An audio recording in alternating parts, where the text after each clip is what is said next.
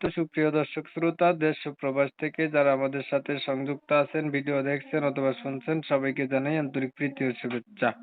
বন্ধুরা, আমি কথা বলছিলাম একটি আপুর সাথে, প্রতিবেদন করবে, অডিও কলে সংযুক্ত। কেন আসলে প্রতিবেদনে বিস্তারিত ভিডিওতে থাকছে, অবশ্যই ভিডিওটা কন্টিনিউ করবেন। আসসালামু আলাইকুম। ওয়ালাইকুম সালাম। কেমন আছেন আপনি? ভালো আছেন? জি, আলহামদুলিল্লাহ ভালো আছি। ভালো আছেন, ভালো থাকবেন, ভালো থাকাই কামনা করছি। শুনতে চাচ্ছি প্রতিবেদনে আসার কারণ কি ছিল? এই ভালো একটা মনের মানুষের জন্য প্রতিবেদন আসছি। বাবা নাই তো, সৎ মা আছে। মায়ের কাছে থুয়ে গেছিল, মাটা মইরা গেছে। বাবা আরেকটা বিয়ে করছিল। কারণ সৎ মার কাছে থাকি, জ্বালা যন্ত্রণা দেয়। এজন্য একটা প্রতিবেদন চাচ্ছি ভালো একটা মনের মানুষের জন্য। বুড়া হোক জোয়ান হোক তাতে আমার কোনো আপত্তি নেই। পাইলে কি করবেন? পাইলে বিয়ে শাদী বসবো। আগে বিয়ে হয় নাই?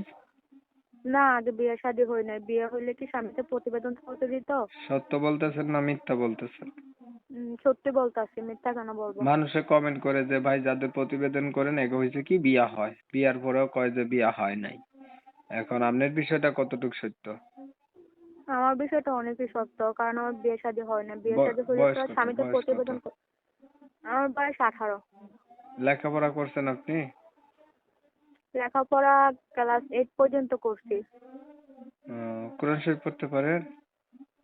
জি, আলহামদুলিল্লাহ পড়তে পারি। নামাজ পড়া হয়নি? নামাজ পড়েন? জি, নামাজ পড়ি। নামাজও পড়েন। বিয়া হয় নাই আগে না? আচ্ছা, এখন আপনি বলছিলেন বয়স্ক যদি মানুষ পান তারপরেও তাকে আপনি বিয়ে করবেন, তাই না? জি। এখন আপনার যেহেতু বিয়ে হয় নাই, আপনি অবিবাহিত মানুষ, আপনি বিবাহিত মানুষ বা বয়স্ক মানুষ কেন বিয়ে করবেন? আপনি আপনার মতো কম বয়সের একটা মানুষকে বিয়ে করবেন, বুঝছেন?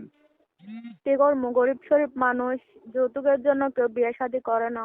আর অনেক দুঃখ কষ্ট পড়ে প্রতিবেদন আসছি। সৎ মা অনেক জ্বালা যন্ত্রণা দেয় তো, এই জন্য। আচ্ছা, মানে সৎ মায়ের জ্বালা যন্ত্রণা, এখন আপনি যেমন মানুষই পান যে আপনার সুখে দুঃখে পাশে থাকতে দায়িত্ব নেই, এমন মানুষ পেলে আপনি বিয়ে করে লাইবেন, এই তো? জি। ঠিক আছে, আপনার বিষয়টা আমি একটু ক্লিয়ার করছি। প্রিয় দর্শক শ্রোতা, শুনছিলেন আমি কথা বলছিলাম, এই আপুটি দেখতে কিন্তু চমৎকার সুন্দর। ওনার লেখাপড়াও আছে, ক্লাস 8 পর্যন্ত কোরআন শরীফও পড়তে পারে, নামাজও পড়ে। তো সমস্যা হচ্ছে ওনার বাবা আজকে বেঁচে নাই, মাও নাই, সৎ মায়ের কাছে থাকে, অনেক কষ্টে আছে।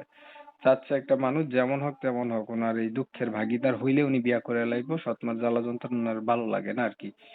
তো আমি হচ্ছে কমিউনিটি গাইডলাইনের কারণে এই সুন্দরী আপুটির নাম ঠিকানা নিতে পারিনি, দুঃখ প্রকাশ করছি।